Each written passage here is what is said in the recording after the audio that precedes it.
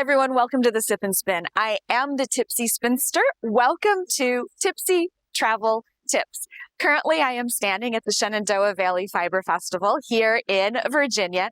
As you can see, it's a little bit overcast and rainy today, which it's always important when you're traveling to a fiber festival to check and see what the weather is going to be like. And I knew today was going to be a little bit wet, which is why I am wearing the sheep and wellies with my wellies. Luckily, it stayed dry, so I haven't really been traipsing through puddles.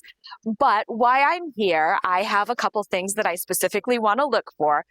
When I came to the festival this year, I brought nothing with me because my intention was to find, hopefully, a spindle or spindles and some fiber. So instead of bringing anything here to work on, I want to get everything here and then talk a little bit about what it's like to prep that fiber and to do some spinning with things that I've bought at this festival. So let's see what we can find at this year's Shenandoah Valley Fiber Festival. I can't wait.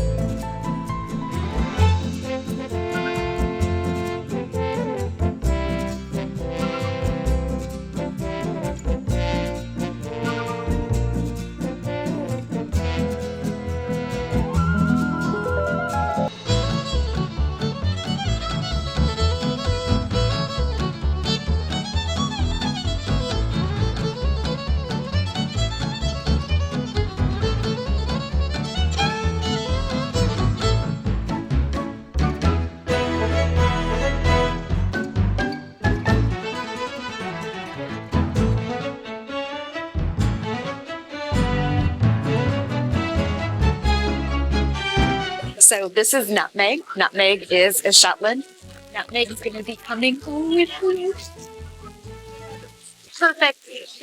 I met some of the most amazing people today. One of the things that I love about going to fiber festivals again and again is being able to see people that you've seen at other festivals. And it was so rewarding being able to see some of my favorite vendors from the Frederick Fiber Festival. And I saw some of the vendors that I met at Maryland Sheep and Wool. And so it's great reconnecting with those same people, seeing what new products that they're making. So despite the fact that it was a little bit overcast today, I still had the most amazing time at the Shenandoah Valley Fiber Festival. I stopped for a quick bite to eat at one of the local restaurants where they had this great cider that I brought back to the room with me. And as you can see, it's a little bit sparse, but I am back in the hotel room and I want to dive in and get started working with this fleece.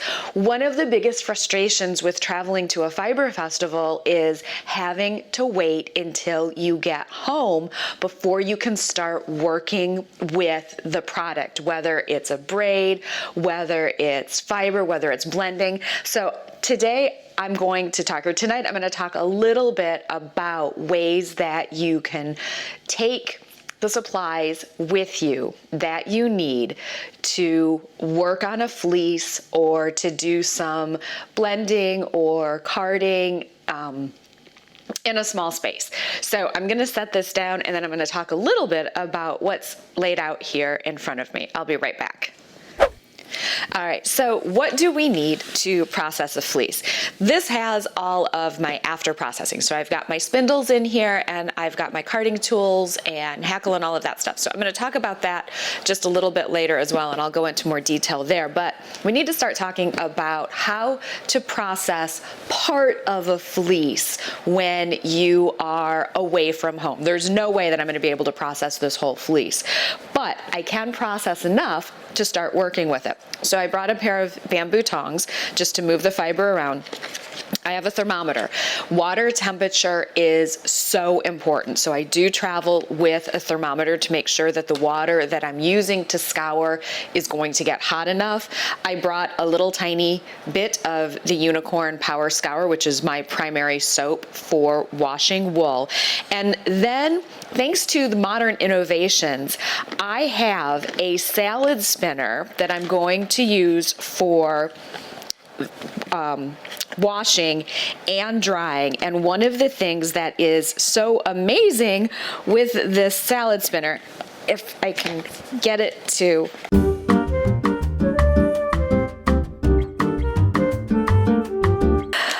so amazing that it packs light, and now I will be able to not only use this as a basket for washing the fiber because it fits in here, I'll also be able to use this for drying as well. And then of course my wash bucket also pops up and travels down. So I started out with a very small footprint, and now I have everything that I need to wash. I would say I'm probably going to be able to get anywhere from, maybe 1 to 2 ounces in here. Probably not more than that. I can certainly do it in batches, but I'm going to start out small and then we're going to go from there. So I'll be right back and we will open up the fleece and get started. So I set all of the scouring supplies into the bathroom because that's where I'm going to be primarily doing the washing and the scouring of this fleece. But now it's time to roll our sleeves up and to dive into this fleece. Now there's a couple things that I want to talk about. As you can see, I'm in a hotel room. This is the bed in which I'm going to be sleeping tonight. So I ran down and I have an extra sheet that is over the top of this. And the reason why I'm doing that is because, as we all know, fleeces are dusty, dirty, there's vegetable matter, and I don't want all of that in the hotel room. So what I'm going to do is I'm going to keep that all contained on this sheet, and then I'll be able to fold that up to go outside and dump it into the garbage or waste or wherever. So I'm trying to keep this as contained as possible. And so now we are ready to open up this fleece. So each festival handles their fiber and fleece shows just a little bit differently. This show has this wonderful sheet that talks about the fleece information. So I know that this is a Shetland sheep. The sheep's name was Nutmeg, which spoke to me immediately because I had an Angora bunny named Nutmeg. So I was immediately drawn to the fleece because of the name. Cleanliness, it says it does have some moderate vegetable matter. Sound, I of course, before I even considered purchasing this fleece, I did pull out a lock. I'll try and pull out another one here. Little bit, there we go. Did pull out a lock, and I of course did the ping test, which, put it next to the mic, hopefully you can hear that. This is an incredibly strong, incredibly sound fleece, which Shetland usually is. Now, Shetland, of course, is one of those breeds that does have the 2 coats, so there are going to be some guard hairs. Because I'm processing a small amount of this here, I'm not going to separate those out as much. I am going to go ahead and just sort of leave all of the 2 coats intact. This was shorn. Shetland sheep, some sheep can rue, which means the rueing is where you can sort of peel the fleece off. It just kind of naturally comes off as a shedding process, or you can shear them. So I know that this particular animal was shorn and not rued. Its colors go from white to dark gray, and there is the recommended use, which I really like. There is guard hair blended throughout, so comb carefully to remove or just spin right in for a stronger fiber. And so I appreciated that information as well. So I'm just going to set that off to the side, and let's go ahead and open this fleece up. Like so. I'm always careful when opening the fleece because it should just open right up and out. There we go. Oh my gosh, it's huge. I don't know. There we go. All right.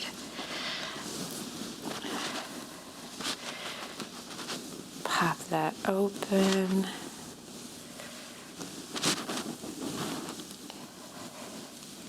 Wow, my skirting table at home is not this big. I might have to start skirting on a sheet out in the backyard. This is really handy. All right, so this is our fleece, and as you can see, wait, I have got some wonderful, oh, I've got some lovely crimp in the whites here. All right, so there is our fleece. It looks like we've got the whites up here, some of the grays down there, and I definitely want the grays, so I'm going to pull some of those grays out. So I'm going to divide this up into a couple different sections. Now, looking at this, I'm going to make an informed decision. The tips up here are a little bit more matted, and for what I have available to me for scouring, this part of the fleece up here is definitely going to come home with me because I feel like this is going to need just a little bit more prep. Whereas if you look at what's right in here, this is absolutely luxurious. There's very little dirt, very little vegetable matter. Oh wait, here, let me flip that over. There we go. So looking at this, this is what I am going to process here because it's definitely a little bit on the cleaner side, and I want the grays. So give me just a second. I'm going to divide this up, and I'm going to put what I don't want back in the bag. So I need to divide some of this up and out. Oh, this is really clean too. Okay, so I've separated this out, and as you can see, there's really not a lot of vegetable matter in here. There are some second cuts though. The great thing with skirting, so I'm learning something myself as I do this. I often miss second cuts when I do this on my little skirting table at home. So I think that while I've been traveling this trip, I am going to start using a sheet to fully open up some of the larger fleeces that I get and to really air them out and open them up. I know some of you that process all the time, you're thinking, well, of course, why wouldn't you do that anyway? Because I don't process very often at all. But I was so excited when I found this fleece, and I wanted to get in and start processing it immediately. So to make that processing, and I'm saying processing a lot, to make it easier, I am going to open up some of these locks so the scouring agent doesn't have to work as hard. There is a pretty substantial amount of lanolin on here, so I'm hoping that I can get the water hot enough and keep it hot enough long enough to get this out. So I'm going to open this up, and this is, yeah, definitely going to create some more debris on this sheet here, but this is going to make it easier to scour. So I'm going to open up all of these locks very quickly, and then we'll start scouring. Okay, so now is the time to start scouring. Why am I using a separate bucket and not just the sink or the bathroom? Because of the lanolin, and I don't want to damage any of these pipes. So what I'm going to be doing is I'm going to be scouring in here, and then this water is going to go in the septic system. So this is going to go down the toilet as opposed to any other drain systems. Now, this particular hotel sink is brilliant because even though it's the one and only time you can fit a square peg into a round hole, and it is going to work perfectly. So before I do that, I'm going to make sure the water is as hot as humanly possible. Now, because there is so much lanolin on this, I'm going to try and up my temperature. I did already do a temperature reading, and I was able to get the water up to about 140 degrees, which is a little bit on the hot side, but I know that it's going to cool off. So I'd much rather start hot and let that temperature cool off, and then I'm going to do a warm water rinse as well. So letting it get hot. All right, let's see where we're at. All right, so I am at 140, which is exactly what I wanted. I'm gonna add just a little bit of soap. Now here's where, no, I didn't bring a way to measure this out. I know that I'm probably not gonna need a lot because I am using such a small space, but I also know that I'm gonna need enough to make sure that I get the lanolin out without it redepositing back on the fiber. So I am going to do about a half-second pour. All right, let's bring the fleece in. All right, I'm gonna gently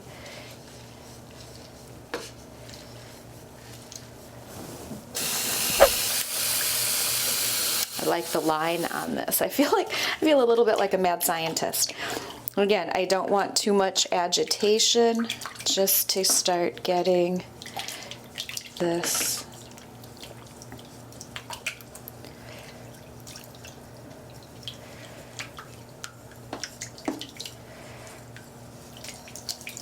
All right, now we're going to let it simmer for about 10 to 15 minutes. And I want to make sure that I keep that heat in. Is this going to be big enough?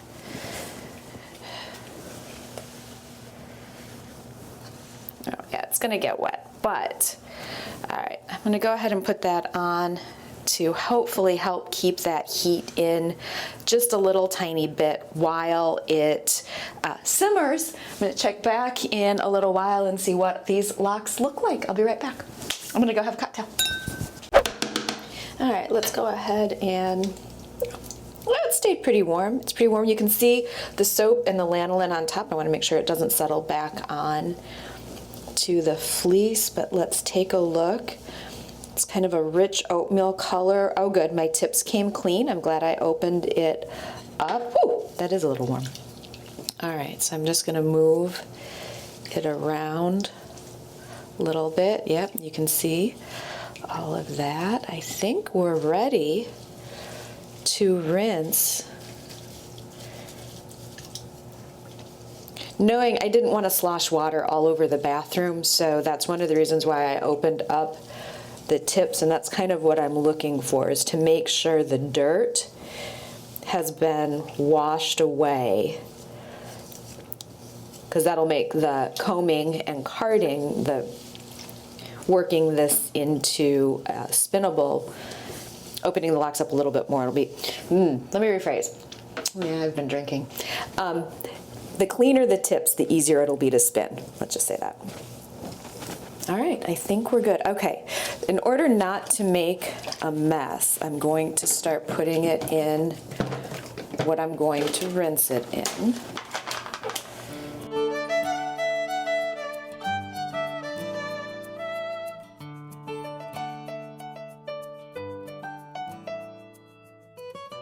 No, I am not going to spin all of this. I'm going to do this in stages, but I'm going to get it out of the water first. Make sure there's nothing left. Okay.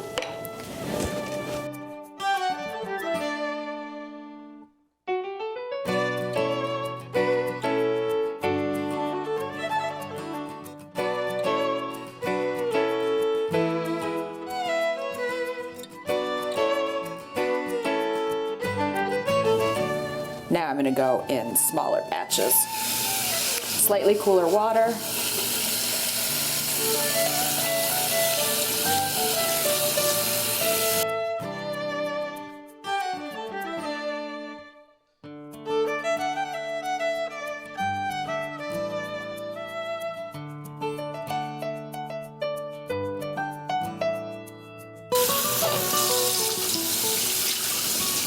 I'm going to do a quick rinse first because I want to get the soap and lanolin off, and then I'll go back and I'll do a slightly better rinse and then spin it.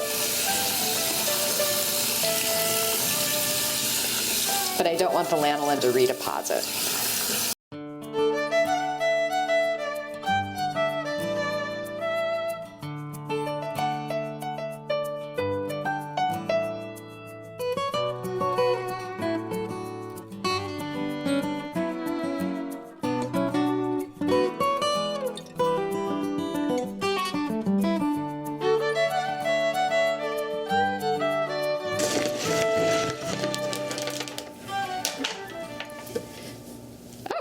works pretty well. I'm gonna open it up.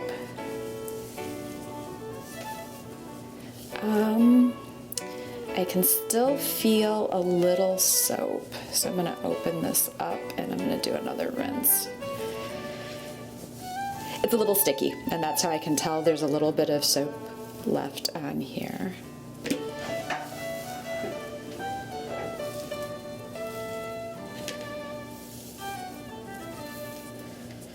How clean is it? Not too bad. I'll do a quick rinse.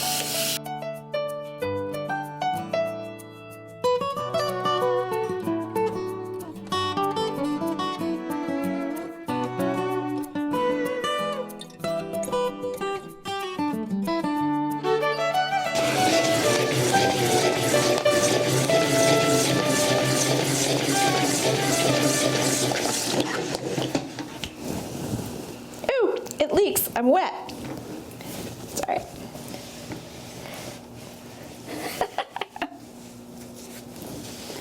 You can't wash fleece without getting a little damp.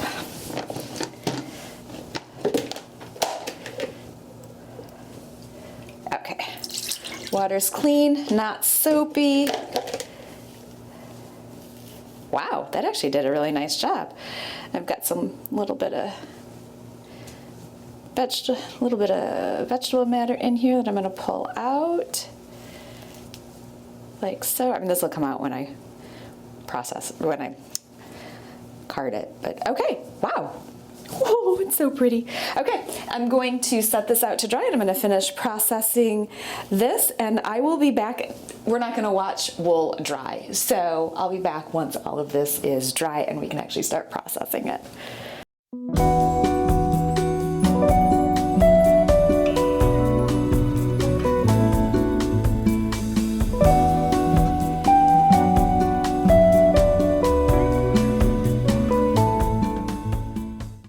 Okay, nutmeg is scoured, so why nutmeg dries on the vent over there. I'm going to talk a little bit about one of the beautiful braids that I got today, and I'm so pleased. It matches my cider in my cup, which I think is adorable. So the women at Whirlybird Fiber, and with all of the links and all of the things that I'm talking about, I'll put Whirlybird Fiber, the link to their shop down in the description.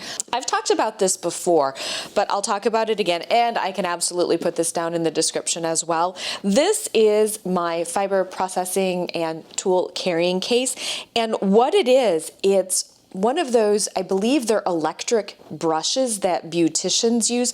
All I know is that this was designed to hold a really big hairbrush, and when you open it up, it has so much room in it for so many different tools and things. So I have a lot of stuff in the storage in here, and I of course have the 2 spindles that I got today. I haven't taken the tags off yet, so I'll take those off in just a second. So I picked up 2 Shop Rat spindles, which is a collaboration between the Shop Rat and the Spanish Peacock, and I just fell in love with the design, the uniqueness, and the beauty of the wood. I also have from Ashford, because it's the one that fits in here the best. This is the Ashford Travel Niddy Noddy. These little 1-yard knitting, yeah, I think it's 1 yard. These 1-yard Niddy Noddies are great for taking fiber off. These can be found pretty much anywhere and everywhere. I'll put the link for the Spanish Peacock shop down in the description as well. They sell these also.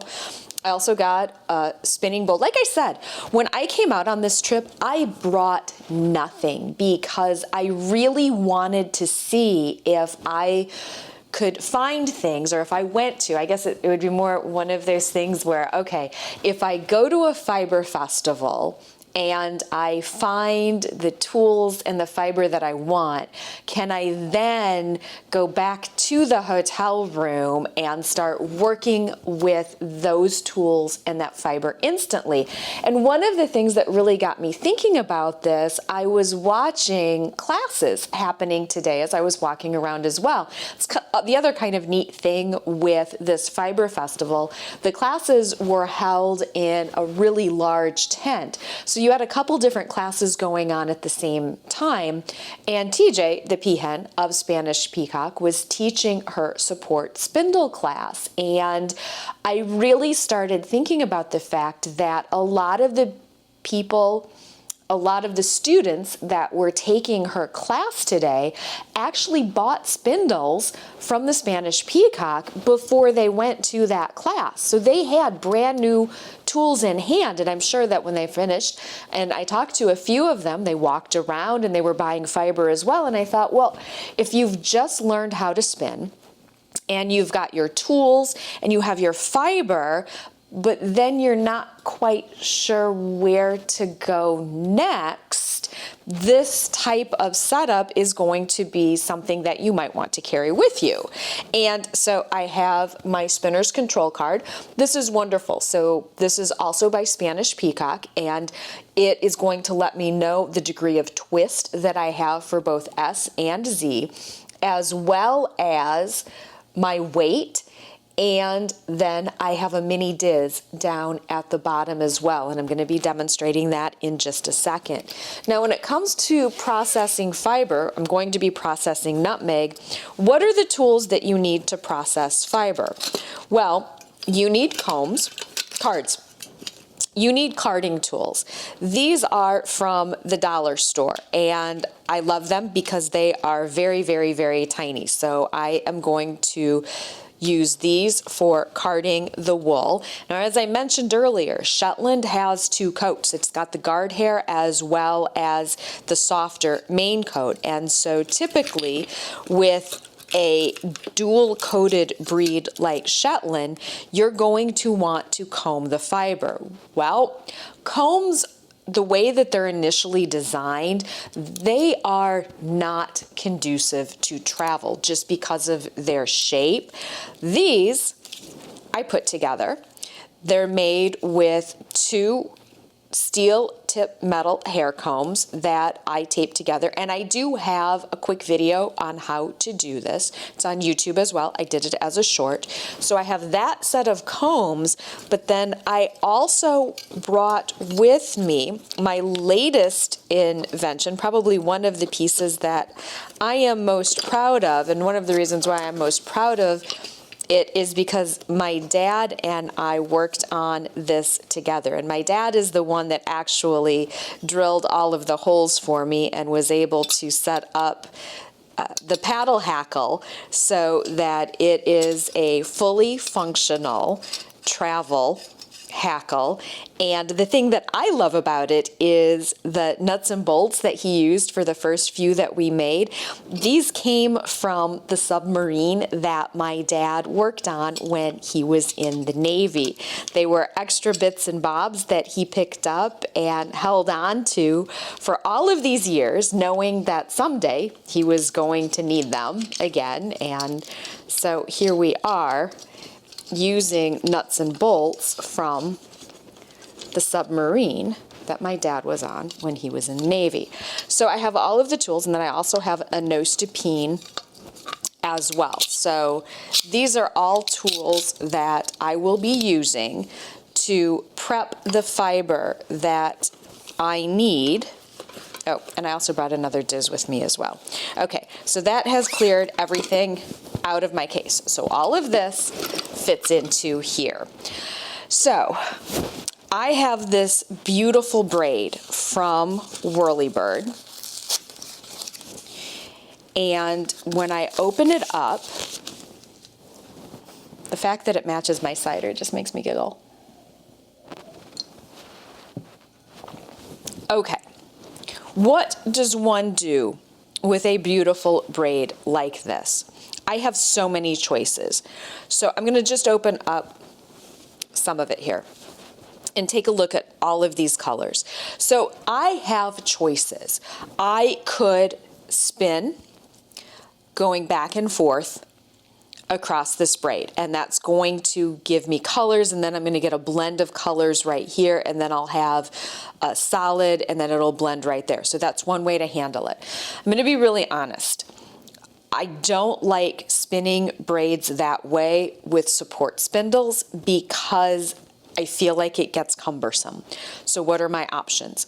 My other options are I could split this as a fractal, which would be I would split it in half, spin half of it, and then I would divide each half into halves again to get a ton of fiber, and that would give me a fractal spin where I would have very different color shifts depending upon how I plied it.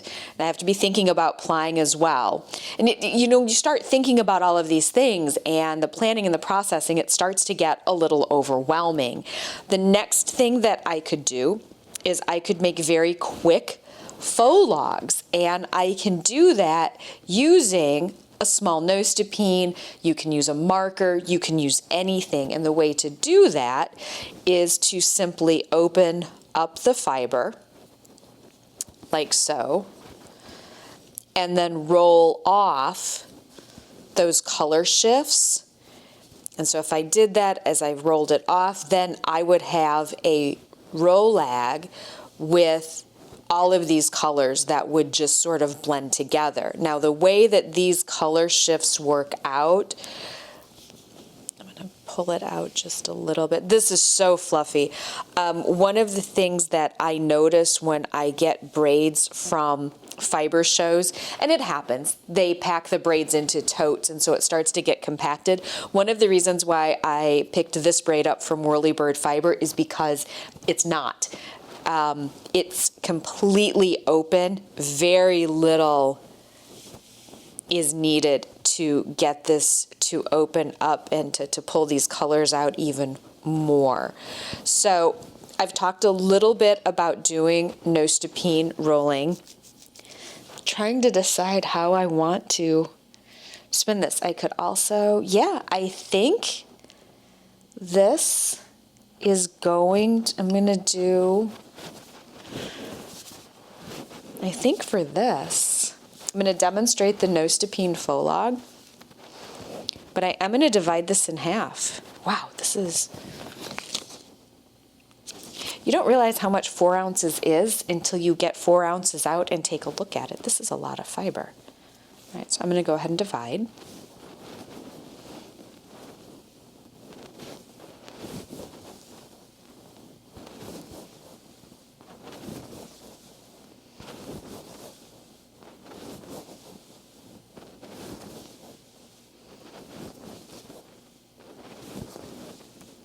All right. Quick division. So, and now, from the back. Oh, see, when it does something like this, you have to divide it again. How can I not?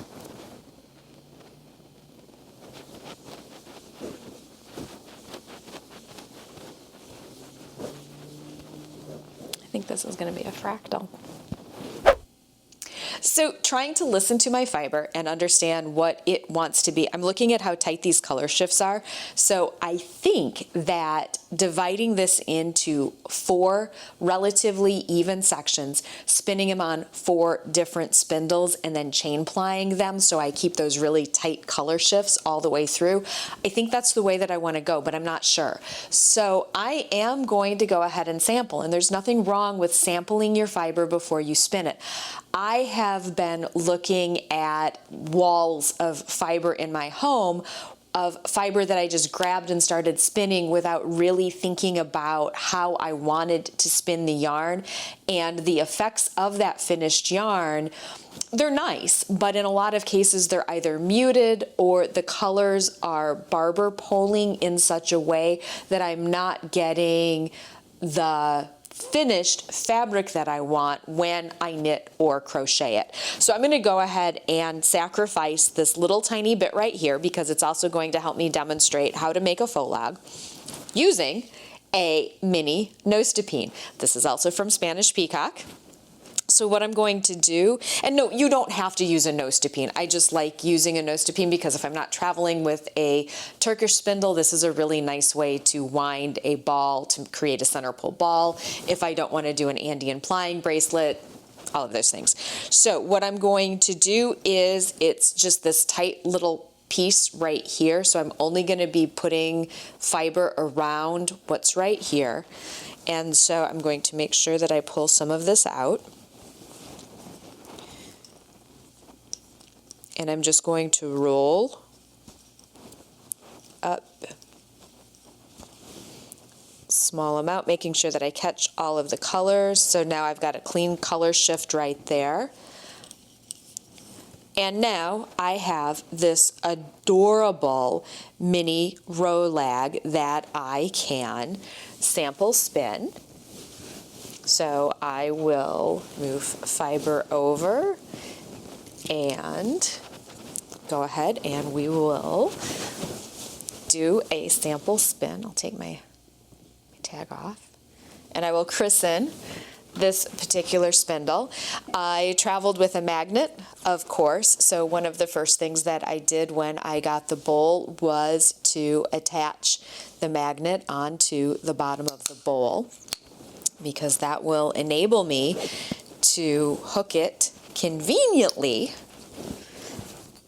to my walkaway skirt, which also, this is a really nice pattern for spinning. The walkaway dress is really a great pattern for spinning because it's got this separate piece right here. So, and I completely forgot to bring my spinning cloth. I realized on the plane that I forgot to bring my spinning cloth. So with this particular spindle, okay, spins long. I'm looking forward to that. So I'm just going to start this Fauxlog by pulling out there. And the way that I like to get started is to wrap the fiber around and to manually turn it a little bit and then push it down. It's almost like stabbing it as I push it down, which the shop rat suggests as well, kind of stabbing it and turning.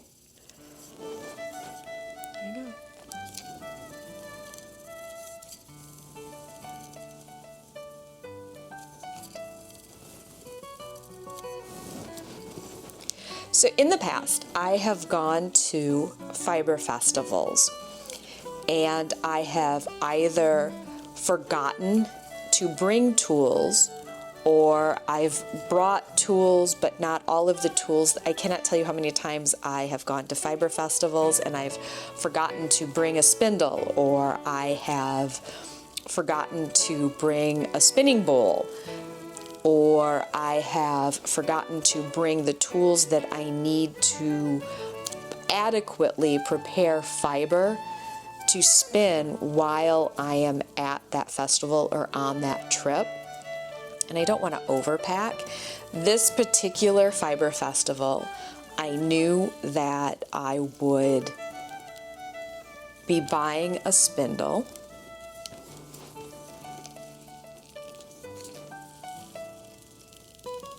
And I knew that I would be buying fiber.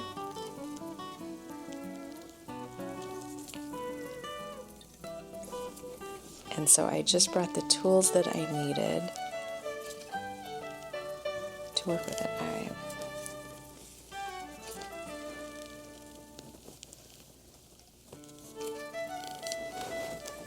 Wow.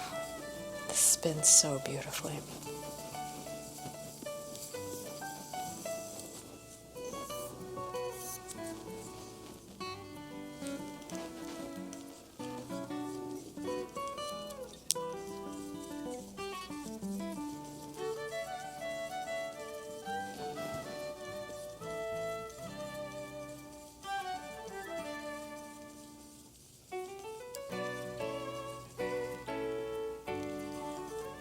All right, I'm going to go ahead and spin the rest of this up and ply it really quickly. I'll be right back, but I'm pretty sure that this is going to be broken down into a couple different braids. I'll be right back with the finished sample.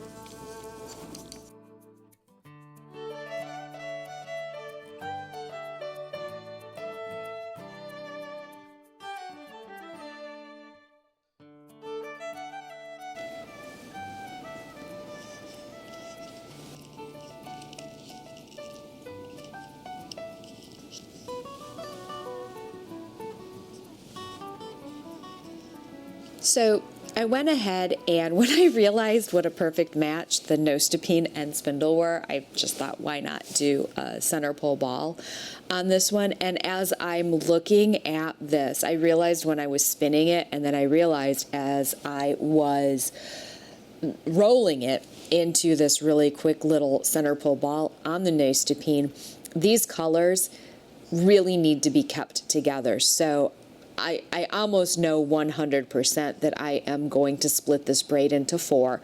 I'm going to spin it on 4 different spindles, and then I'm going to put them on, then I will use a chain plying ball and chain ply to keep these colors clean all the way through.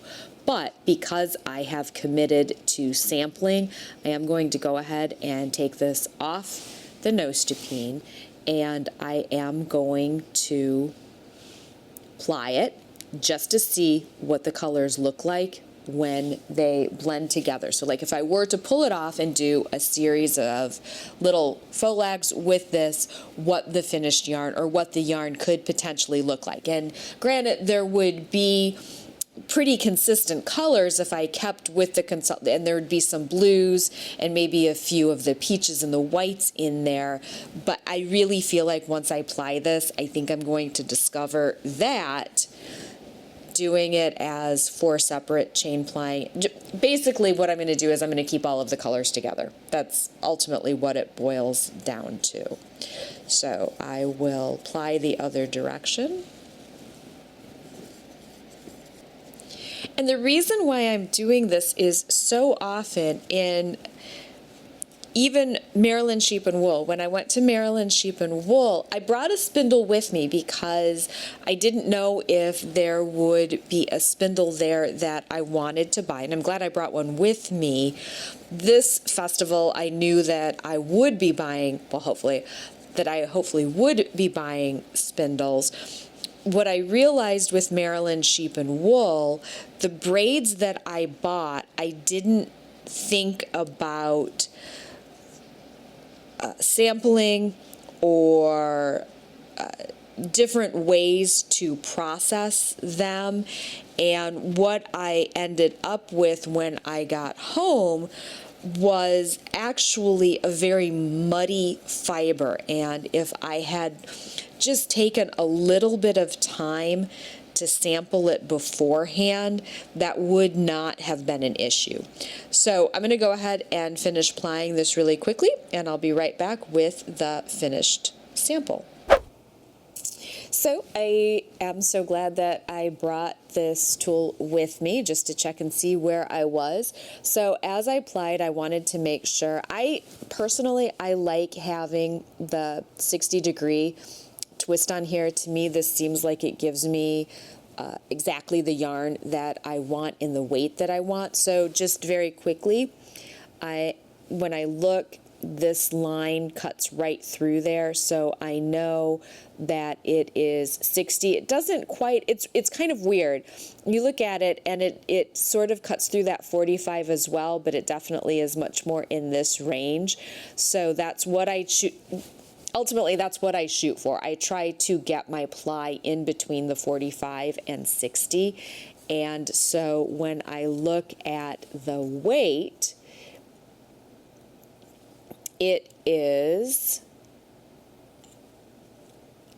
roughly 16. So it fits perfectly. That's the other reason why I love this tool is there's divots in here. There's these little wells that the fiber sits right into. So I know that this is roughly 16 wraps per inch, which is, you can chime in on this. I think it's going to be roughly little bit, it's not quite fingering lace, it's a little bit thicker than that, which is typically what I end up with, is that yarn somewhere really weirdly in the middle between two actual weights. And so I will wind off on the Nostepinne. I will wind off on the Noddy to see what the yarn looks like.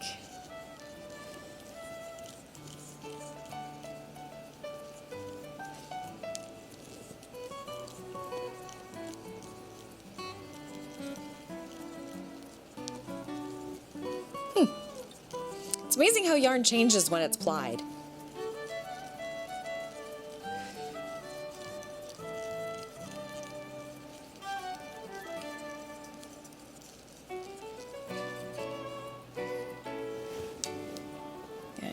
And I will tie this off.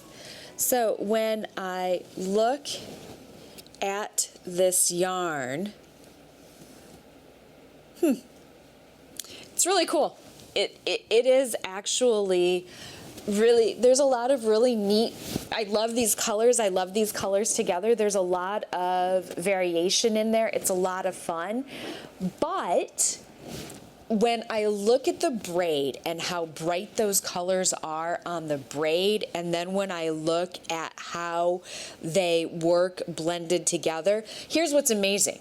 The colors stay together. It didn't get all muddy and turn into a muddled mess. The corals still pop, and the blue, the teals still pop. But I think if I chain ply, I'm going to get them to pop a little more. So I am going to do one more quick sample, just chain plying with those two colors, just with a very small, just to make sure that the yarn that I want is going to be a yarn that is chain plied, keeping the colors consistent. I'll be right back. Okay, here are the two samples. So here is the first sample that I used, pulling off a small bit, rolling it on the Nostepinne to create a fauxlog, and spinning it, and then just plying it from a center pull ball. Same thing like an Andean plying bracelet. This is just a basic 2-ply.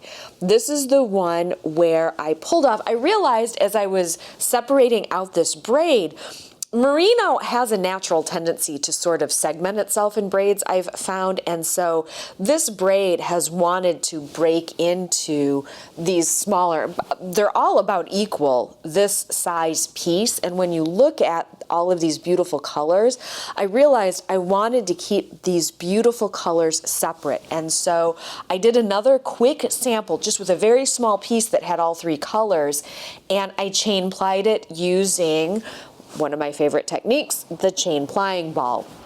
And looking at these two yarns together, not knowing what I want my project to be using this 4 ounces of yarn, I feel like this finished yarn is going to offer me a lot more opportunity than this particular yarn, because I don't want to stop right now and take the time to knit both of these up or to crochet both of these up into small samples. I'm just eyeballing it straight from what I'm seeing. So my original braid colors, this is the one that's chain plied. This is the one that is done from a fauxlog.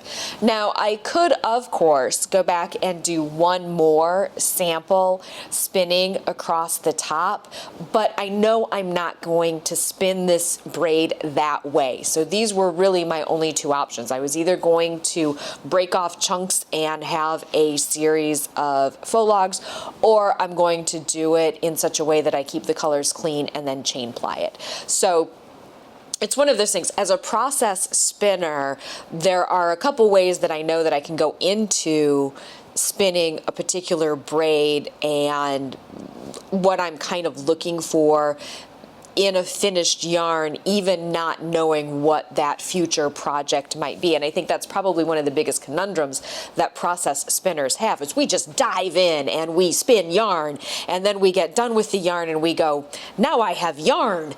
And we have yarn forever. And I think even plying, that's why so many spinners that I know and that I talk to, we have singles, and that's why we have so many spindles, because we have singles on our spindles and we just leave them there, because to take the single off the spindle means we need to make a decision about plying, and if we didn't think about the yarn before we started spinning it, now we have to think about how we're going to ply it, and that creates an entirely new conundrum. So I'm trying to be a process spinner that prevents the conundrum of plycrastination by doing some small samples first. So this braid is going to be spun keeping the colors as clean as possible, and then I'm going to chain ply it. And with that being said, this took a huge amount of time. I have opened my second cider of the evening, and I think it's time to dive into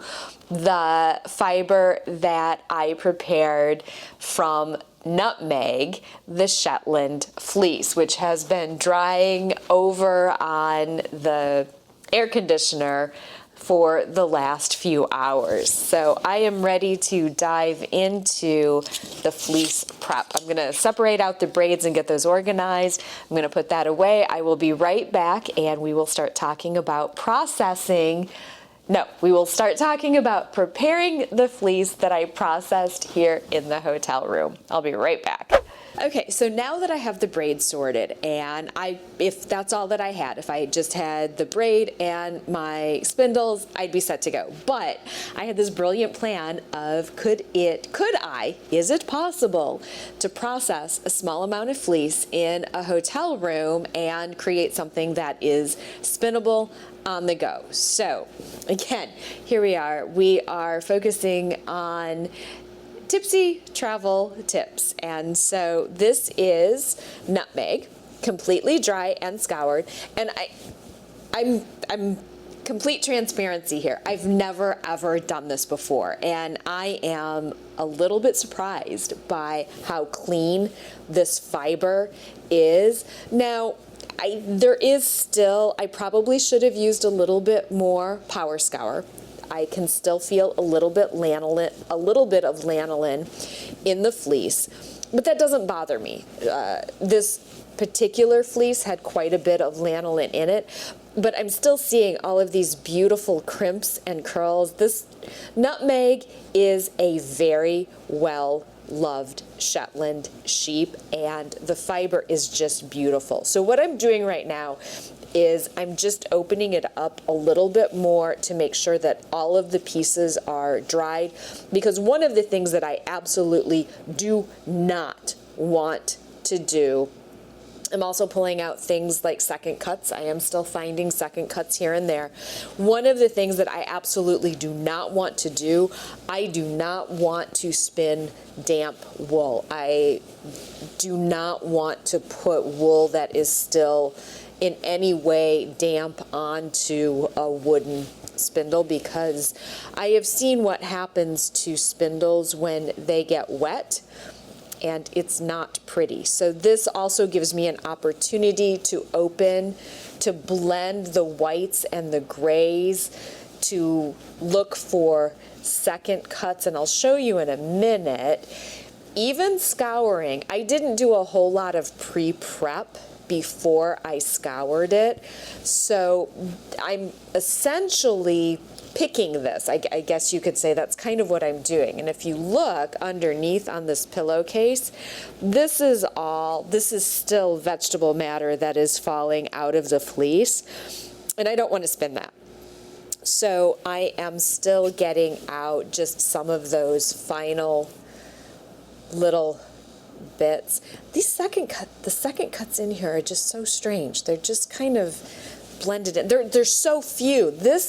I will say this is a fleece that has the least amount of second cuts that I've ever seen in a fleece, which is pretty amazing, I've got to say. Okay, so I'm blending the whites and the blacks and the grays. I'm not going to dye this. I am looking forward. I'm going to share some of this with Vicky of Alpaca Pines, I think, to see if she can do some over dyeing on this, because I think this fleece will be absolutely beautiful over dyed with some different dyes. Now, since I'm opening all of this up like this, I have a lot of choices. I could just put this in a bag and start pulling pieces out, and realistically, I could just start spinning with these hand opened up pieces, like so. So I have this piece, I've opened it up like so. I could bring in a little bit more, open it up,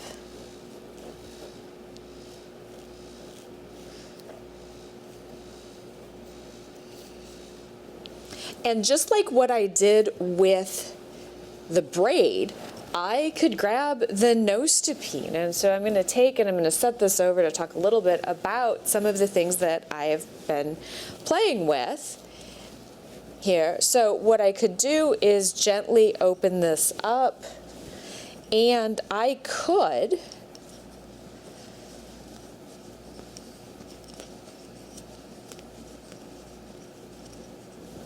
if I wanted to create a little fauxlog. I guess it's not really a true rolag. So, and then I could just spin, pulling from there, which would blend all of those pieces together. So that is option number one. Option number two, I can use the paddle hackle that I created. And when I first did this, I didn't really get any separation between the two. The guard hairs on this Shetland fleece are so minimal and so fine that I really didn't get a lot of leftover or a lot of pieces left from that. This is a sample using the two combs that I have taped together. And these two, of course, are very similar. I got kind of the same amount put together. And then, of course, I have the two little carding brushes, which are essentially pet combs. I'm going to talk a little bit about this. This would be a very, very cumbersome way to prep this fiber. And so this is the first little piece that I got. This is the piece that I got carding the leftovers from the combing, and I'm really pleased with that. Yeah, there's absolutely neps in here, but what this tells me is that I can use all of this fleece with very, very, very little waste. And so I'm going to talk a little bit about moving through this process. So I've got that one. So I'm going to set those up there. And let's talk a little bit about using the two. This is probably the easiest combing tool situation that you could create yourself. So you've got your dollar store pet brushes if you want to card the will. Oh, let me back up. You could also do that as well. I could pull off a piece, open it up, do just a little bit of carding.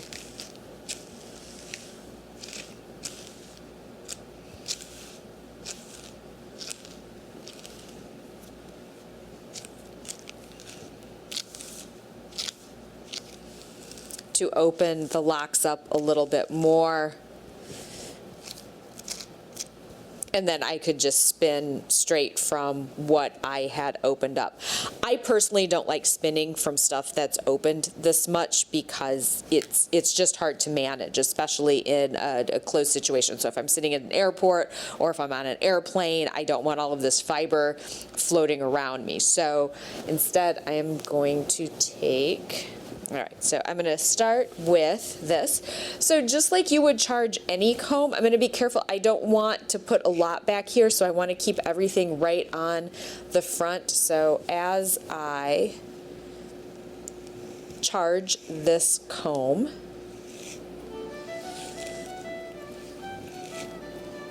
keeping the fiber towards the front. The nice thing with using combs created this way, they are not sharp.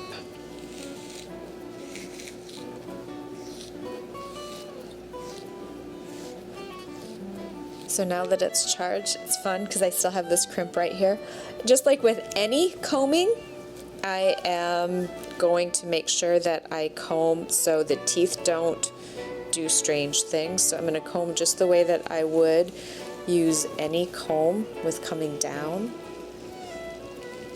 like so.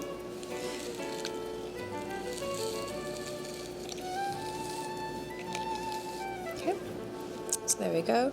And that's all the waste that I have on that one. This one I'm going to set it, I'm going to face me like so. I will take the tool and my Diz, and I will Diz it off the comb.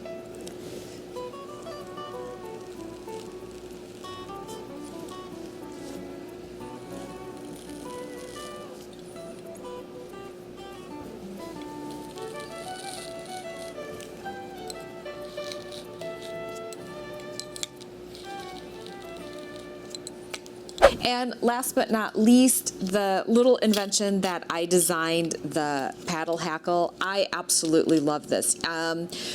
Hackle is primarily used for blending, but it can also be used for fiber prep as well. And so I'm going to demonstrate with the hackle. And I like it. I like using this the best with this particular fleece because of the control that I have. So I'm going to start with some fiber that I'm going to open up just a little bit. These beautiful locks are just, they make me so happy. And so the great thing with the paddle hackle is I can secure it. And that's the only downside with this. Yeah, these work really well, but there's no way to secure it to try and Diz the fabric, or to Diz the fiber off. And so with the paddle hackle, I just feel like I have so much more control in terms of working with the fiber and getting it ready to spin.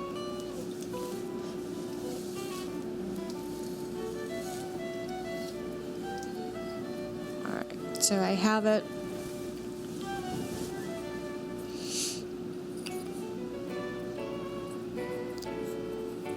And I will use the Diz to just pull it off.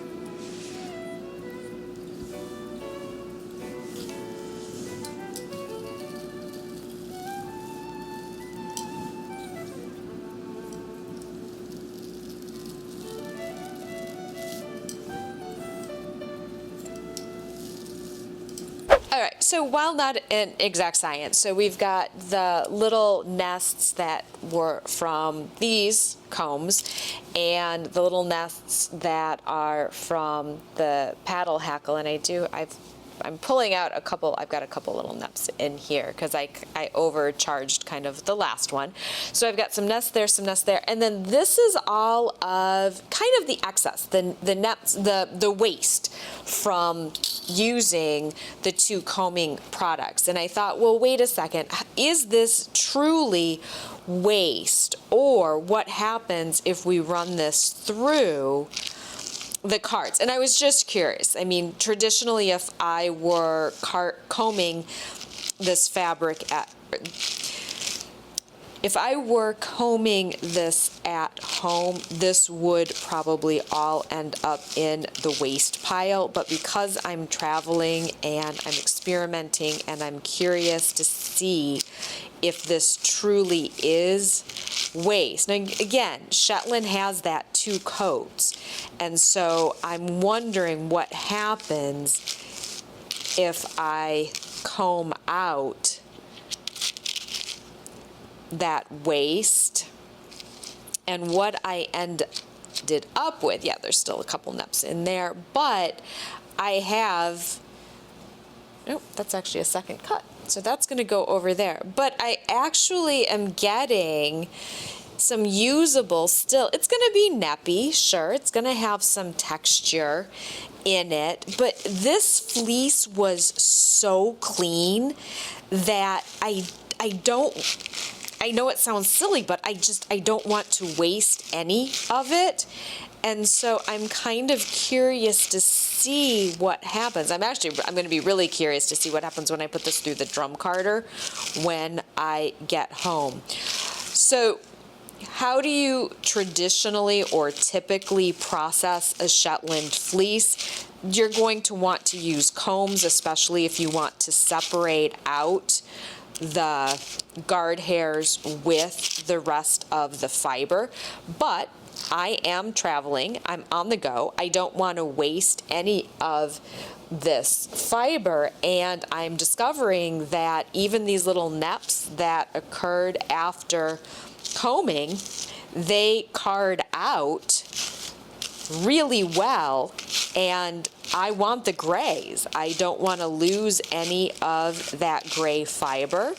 So I will comb the rest of this sample up and absolutely card those little bits. Of course, the second cuts I'm not going to card through, but I think that's one of the things that are nice with these little dollar store carding combs is they do a nice job of breaking up those neps into usable fiber, and there are still neps in here, and that's going to provide some texture, but it's fine texture. It's not texture that's going to impede my spinning, and it's fall, and for some reason, I don't know, I kind of like having neps in fall spins. For some reason, neps to me seem fall-like. So I'm going to go ahead and finish processing up this little bit that I scoured here in the hotel room,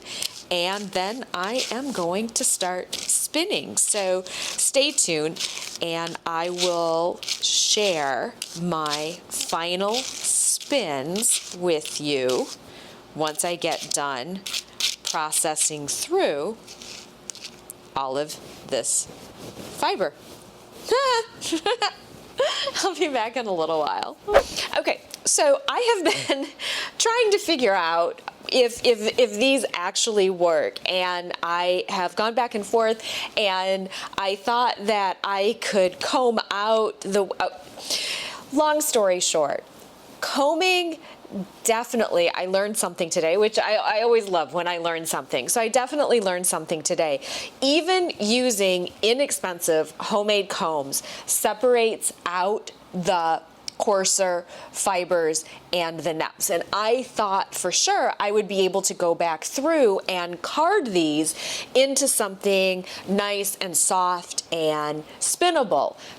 That being said, this fleece is really clean. Can I go back and spin this? Oh, I absolutely can, and I fully intend to, but the yarn that I get, and I will definitely show the difference, the yarn that I get from this pile and the growing pile, once I process all of the stuff that I scoured today, the yarn that I get from this is going to be very different from the yarn that I get from this pile. This pile, I went ahead and just used these combs to process all of this, and I chose to because it was so much faster. I realized that the paddle hackle, while convenient in some ways, is limiting in other ways. It really is just better for blending fiber, and so that's what it's going to be relegated to. For this, I'm definitely going to process the rest of what I scoured today in order to get these two beautiful piles of super soft Shetland fiber and less than super soft Shetland fiber. So I'm going to set that aside because I don't want to spin that on the spindles necessarily. I really feel like this is going to be better spun on one of my wheels. This, however, I am definitely ready to start spinning, mainly because I want to use my other spindle that I got on this trip. So I will go ahead and magnet. I love my magnets. And I will go ahead and start spinning this up and see what I come up with. What's interesting is I can still see guard hairs in this fiber, but it's so much softer than the other pile. Wow, and it's super strong.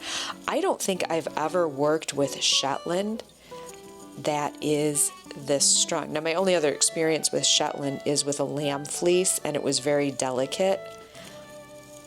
This fiber is so strong. I just love it. I'm already envisioning possible projects using this as the warp. I've been drinking. I'm already envisioning this as projects where I can use this as the warp in weaving. Now I am still finding some neps, which I'll put in the other pile.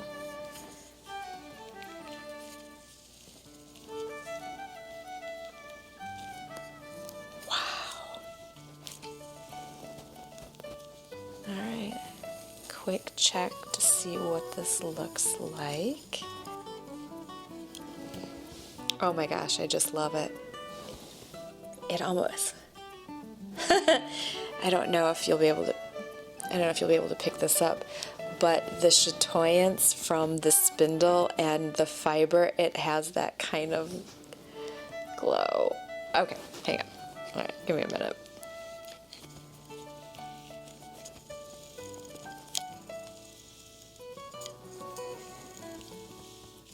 I can honestly say I have never paid closer attention to a fiber while I've been spinning as I have with this fiber. And I can still see guard hairs in this fiber, but I'm not going to worry about it. I'm going to pull out some of these neppy bits though. Neppy fiber goes over there, smooth fiber stays here.